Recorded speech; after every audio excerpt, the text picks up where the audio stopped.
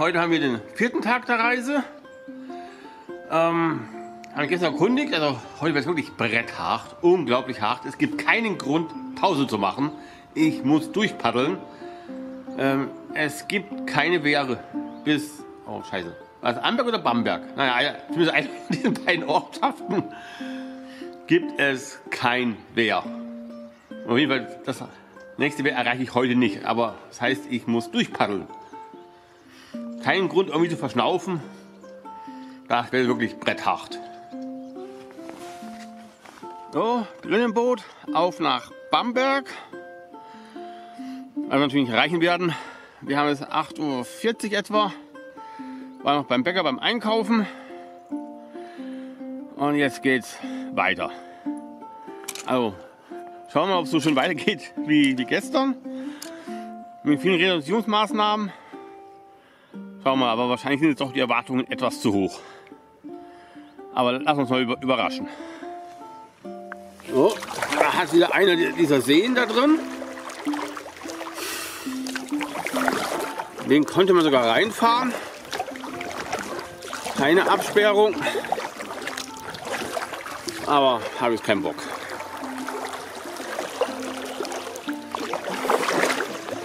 Naja, genau, wenn wir schon dabei sind. Ich habe gerne in der Wirtschaft mit geredet. Das letzte Hochwasser hier in der Gegend, das war irgendwann in den 70er Jahren. Und danach hat man angefangen, die Deiche auf den Ostseiten zu erhöhen. Und auf den abgewandten Seiten den Deich weggemacht und versetzt. Das Hinterland abgeflacht, dass sich der Main weiter ausbreiten kann. Und seitdem ist eine Ruhe mit Hochwasser hier. Gab es nichts mehr.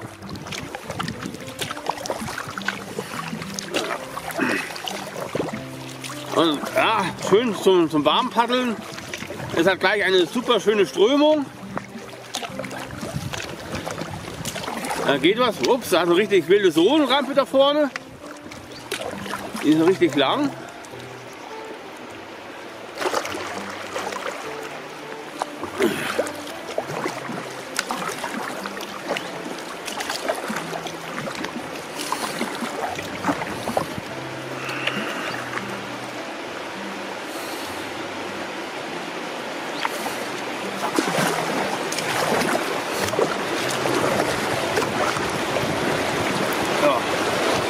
Gut erwischt und ohne Steine.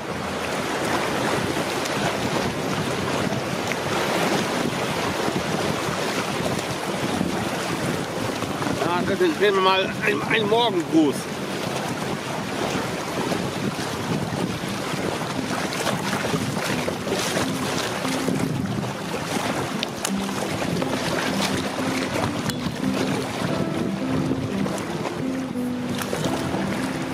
So, da kommt gleich die nächste.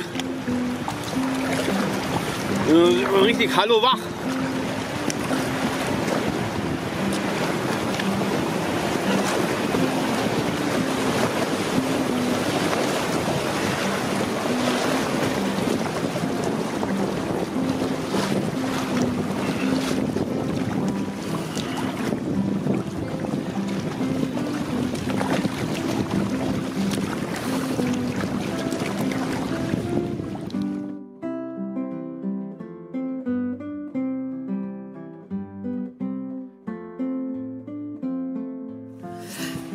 Ja, da vorne haben wir fast eine prähistorische Brücke mit einer Treibholzbremse in der Mitte.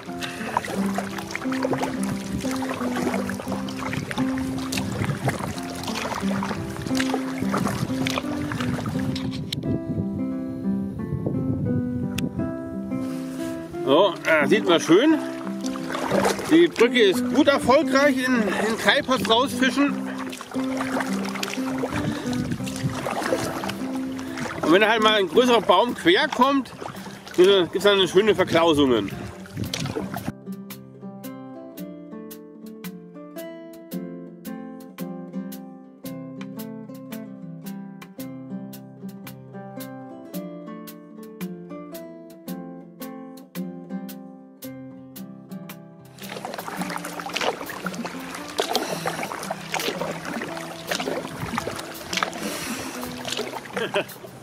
Okay, Nachtrag.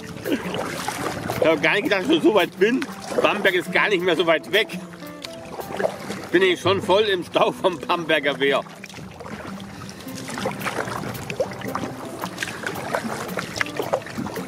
So, wo ich mal ganz groß Karte geschaut habe, also, war das Bamberg eigentlich sehr weit weg. Aber natürlich ging der gestrige Tag viel schneller, als ich je gedacht hätte.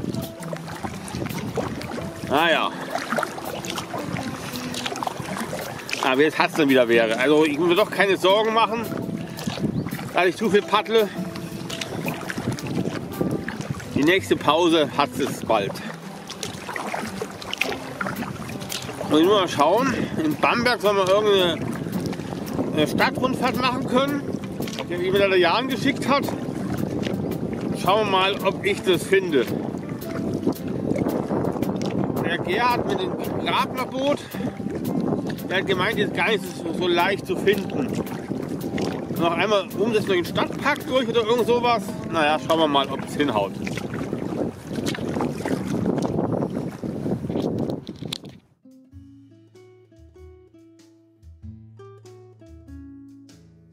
In Hallstatt. Und Hallstatt hätte auch eine schöne Brücke gehabt zu übernachten. Wäre ja auch im Trockenen gewesen. War echt eine schöne, gemütliche Nacht, vom Regen nicht mitgekriegt. Nachtrag. Die andere Brücke war besser. Diese Brücke entwässert ohne Rohre nach unten. Wenn es da regnet, dann prittelt es gewaltig. So, das ist mein Blick über den Säuglesee. Ein Landschaftsschutzgebiet, wo man nicht rein darf mit dem Boot, aber deswegen trotzdem angeln darf. Ja, hier ist wieder ein See, wo man mit dem Motorboot nicht rein darf. Da haben wir fast gedacht, das waren vorher Schifffahrtszeichen. Jetzt hat auch wieder regelmäßig die Kilometrierung dran, das hat vorhin die ganze Zeit gefehlt.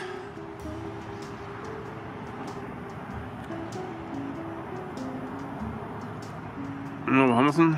Ja, da haben wir eine Bank mit Graugänsen.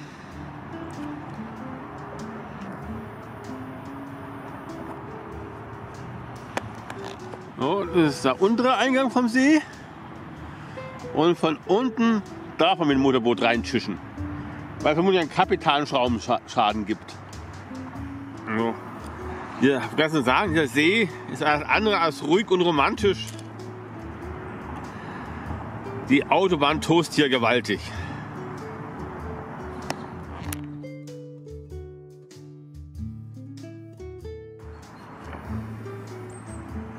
So, also schaut ein Biotop aus.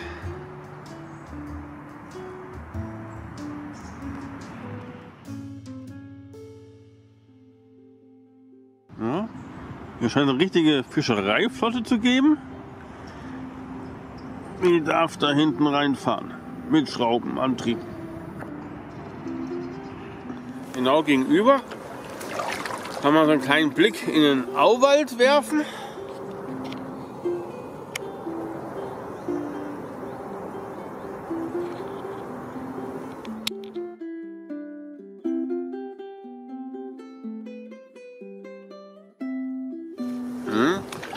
Da vorne haben wir einen ersten Blick auf Bamberg.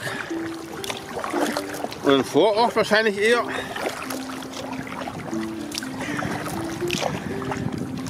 So, jetzt fahren wir auf jeden Fall mal nach Bamberg rein. Da muss ich jetzt da vorne rechts abbiegen. Ups, und schon kommt einem das erste Motorboot entgegen. Schauen wir mal, da wir ihn ranzoomen. Wo haben wir es denn? Irgendwo müsste es da eigentlich kommen. Da haben wir es. Das erste Motorboot auf der Tour.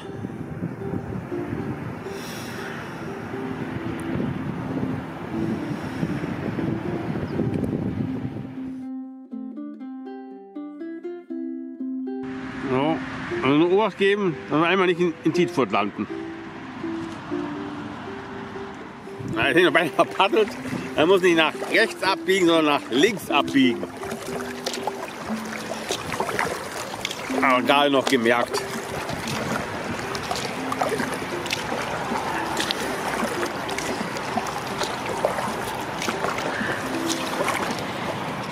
Man merkt hier vielleicht eine Strömung drin. Wenn man die ganze Zeit eine Strömung gewöhnt ist, und was da steht, keine Ahnung, auf jeden Fall ist es wirklich verwöhnt. Man meint jetzt, man fährt durch Kaugummi durch.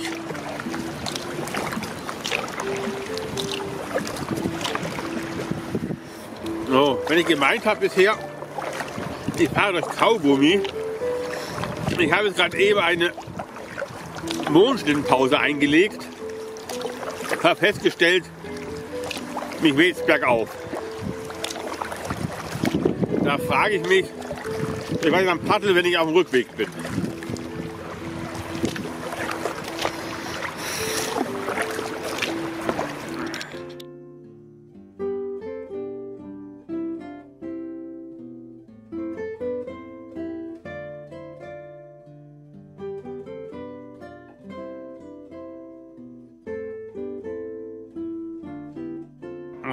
Wir haben jetzt einen ersten Industriehafen auf der Reise. Und irgendwo ist da hinter der Biegung kommt die Abzweigung nach Bamberg.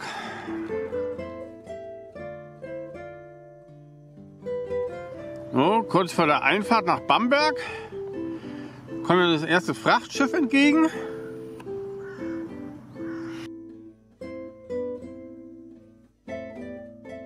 Hier wird gleich richtig was geboten. Gleich 2 Schiffe.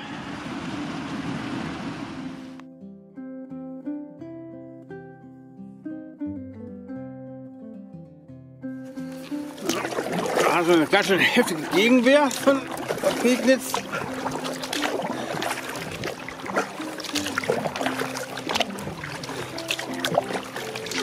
Ich bin gespannt, ob die Umfahrung irgendwie klappt.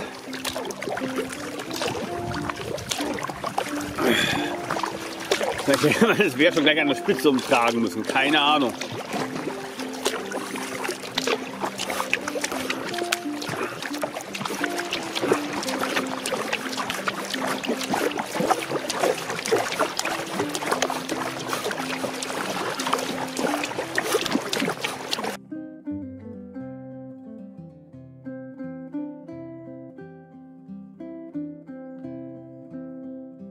Vorhin wird ein Schiff geschleust.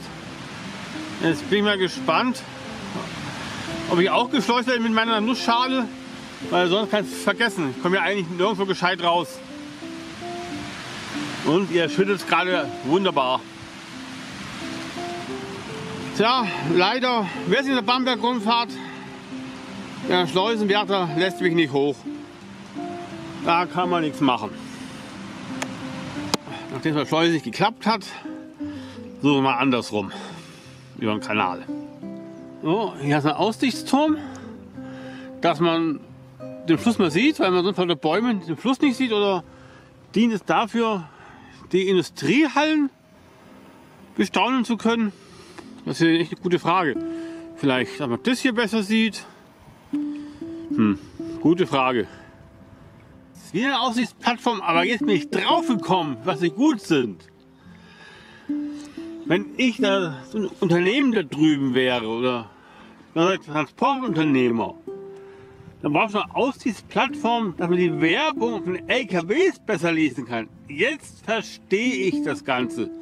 Ja, umgekehrt würde ich die da, glaube ich, auch bezahlen, die Aussichtsrampen. Wenn die Leute dann begeistert auf die Werbung schauen, okay, ja, das könnte ich bezahlt machen.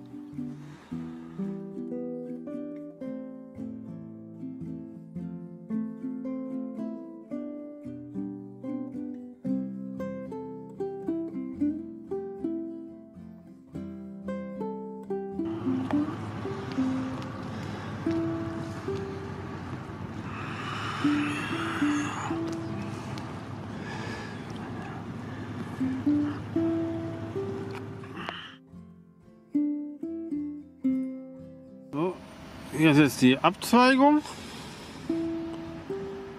und wir müssen hier das rechts abbiegen. So, ich bin ja gespannt, ob man da irgendwo rauskommt.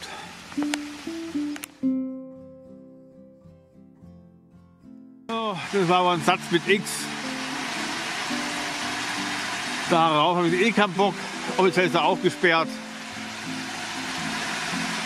Die Umsetzanlage von TSG Bamberg. Kann es da rausschleppen. Und dann, wenn sich heute noch jemand aufregen, naja, das hätten wir sparen für die ganze Mühe. Naja, Pech gehabt. Jetzt erst am Pegel Bamberg 260 gesperrt, die Umsetzanlage. Aber jetzt da die Treppen rauf. Nee. Bei Regen. Da bleibe ich immer beim trockenen Kajak sitzen. Dann gibt es halt kein Bamberg. Und da muss ich ganz wieder zurück, weil ich die Schleuse wahrscheinlich benutzen kann, weil so viel Schifffahrtsverkehr ist.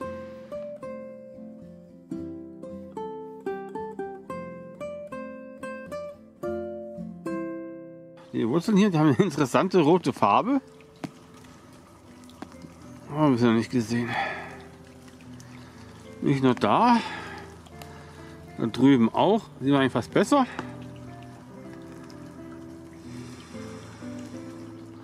So, wieder zurück an der Stelle, wo ich zur Schleuse gewollt habe und mich nicht durchgelassen haben.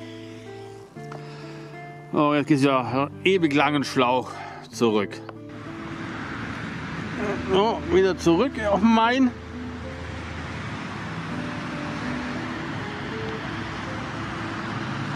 Auf zur nächsten Schleuse.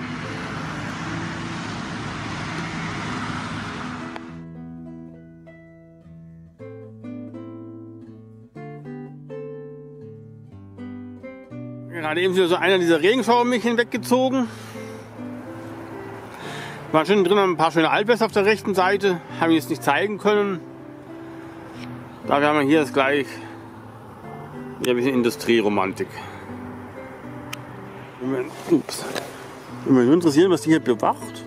War so noch ein Badestrand? Schaut ja nicht so wirklich aus. Vielleicht nur ein Werbebanner.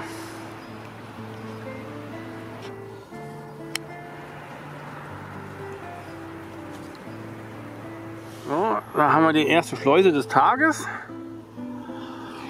Bin mal gespannt, wo da die Umtragung ist.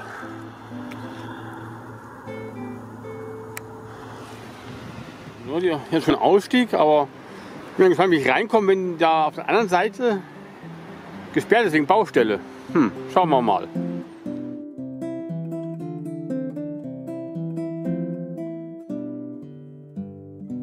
Also wirklich, nichts dauert länger als warten. Ich meine, die ganze Zeit, es müsste weit sein, die Schleuse müsste sich öffnen, aber nein, sie bleibt standhaft zu. Ja. So, die Wasser nähert sich dem Ende. Da sieht man das nächste Schiff. Wenn alles nach Plan läuft, bin danach ich dran. Nichts dauert länger als warten. Ich meine, die ganze Zeit das Schleusentor müsste aufgehen. Aber nein, es bleibt zu. Es rührt sich nichts, rein gar nichts. Die Ungeduld steigt.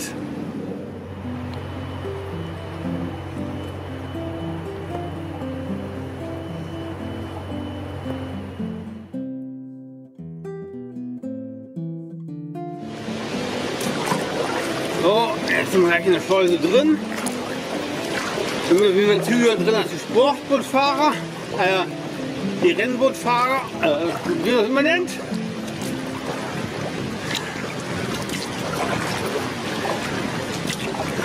Boah, schon ewig langes Ding. In so einer großen Schleuse bei Schlebermalschleusen. Da kommt mir das richtig groß vor. In meinem Schiff da.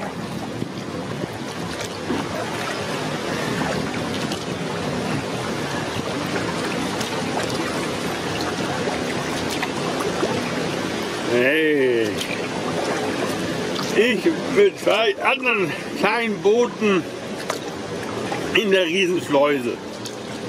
Yeah! Da bin ich ja platt, bis ich ganz vorne bin.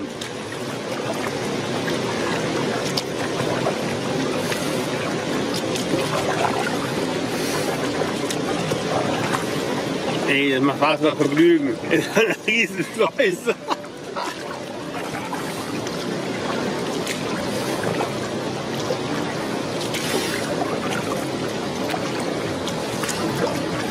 eigentlich gut, dass noch noch zwei andere Boote drin sind. Und wäre schon eine gewaltige Wasserverschwendung für mich alleine, der eigentlich auch umlaufen könnte, trotz Baustelle. So ein bisschen weiter.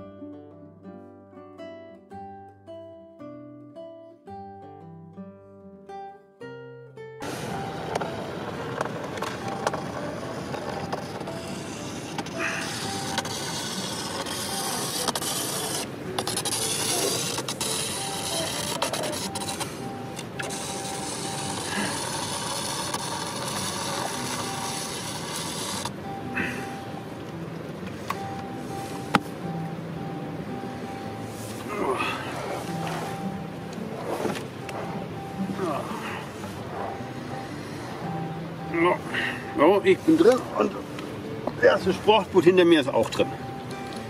Also, Motorsportboot. Ich bin auch ein Sportboot.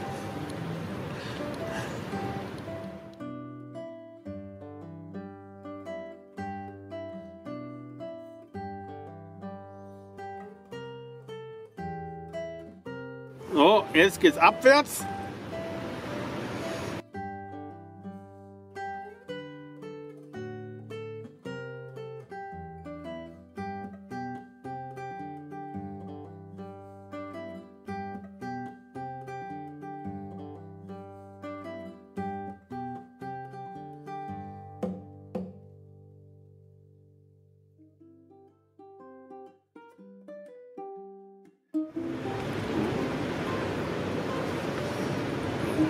Haben wir ein paar Meterchen geschafft.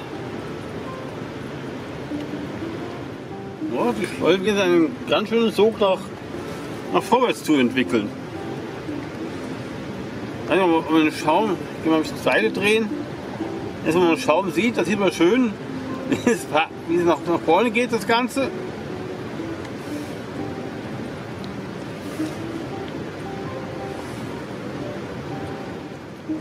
So, jetzt geht vorne ein gelber Arm runter.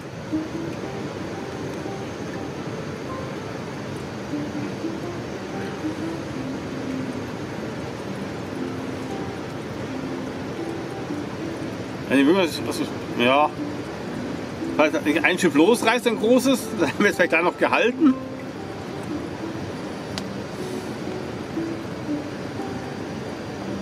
Wenn es hoch genug ist.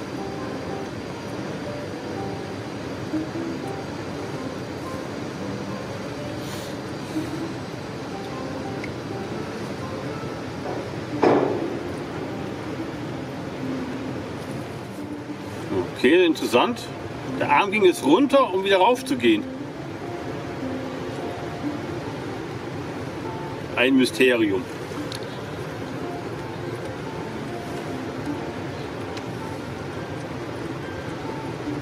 Würde interessieren, was das jetzt gesollt hat.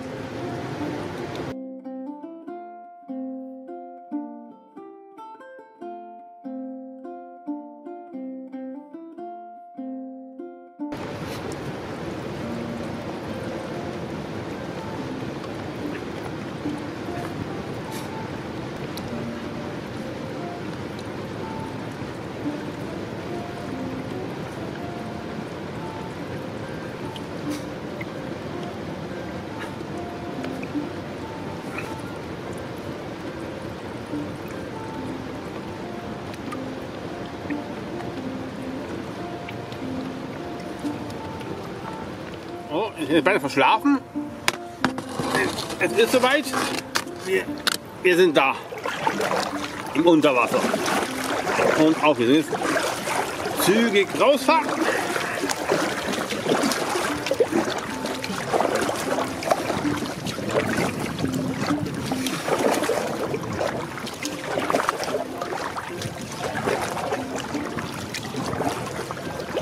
Ich habe gar nicht erwartet, unten zu sein.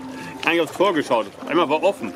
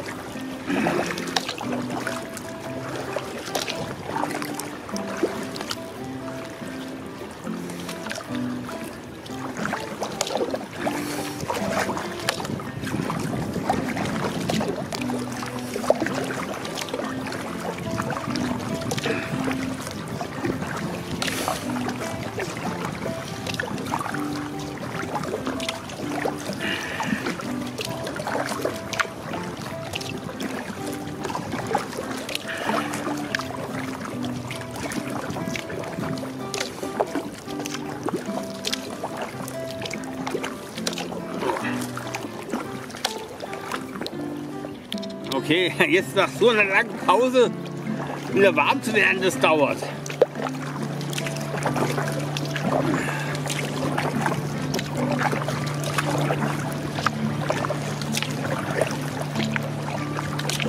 Ja. So wie ich schon irgendwie gerechnet habe, zwischen den Staustufen 0 Strömung. Ah, wenigstens kein Gegenwind.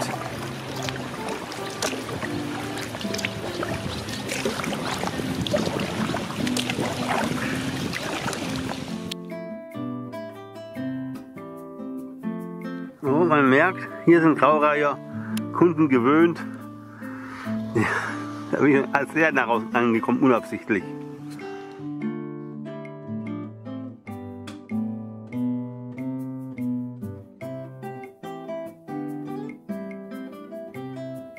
Ja, also wo ich vorher sagte, gar keine Strömung, ein bisschen untertrieben. Die minimale Strömung hat schon, aber ich war von dem einen Tag ist doch extrem verwöhnt. Das heißt Altwasser. Dann geht noch ein bisschen mal einen Blick aufs Hinterland frei, dass man mehr sieht als nur Bäume.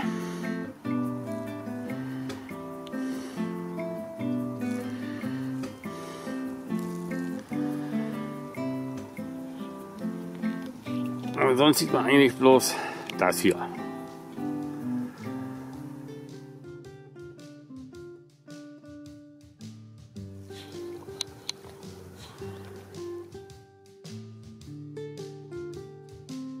Das ist ein großes Altwasser und da hat so eine Hütte drin. Da will ich es nicht finden. Ja, da hat so eine Hütte drin. Mal gucken, was das da ist. Ja. Schönes Altwasser mit einer Insel drin und hier der ominösen Hütte.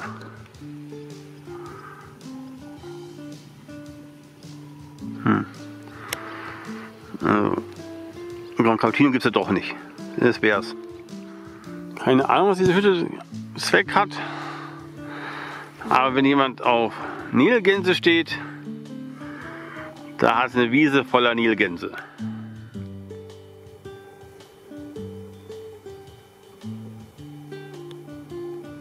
Eine Rückwand, also Strom hat er sogar.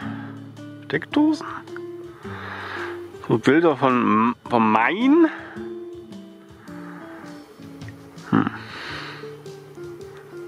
Naja.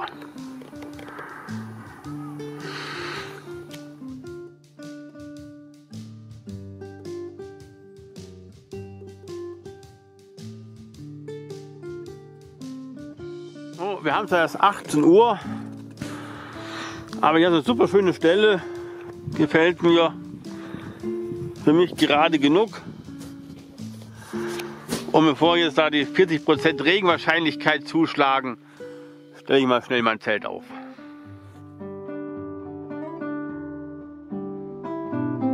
So, das ist mein Lagerplatz.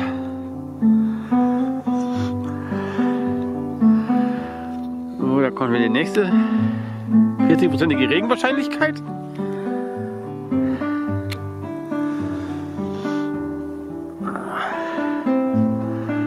So, da dampfen meine Nudeln. So, jetzt habe ich doch mal geguckt, was oben eigentlich ist.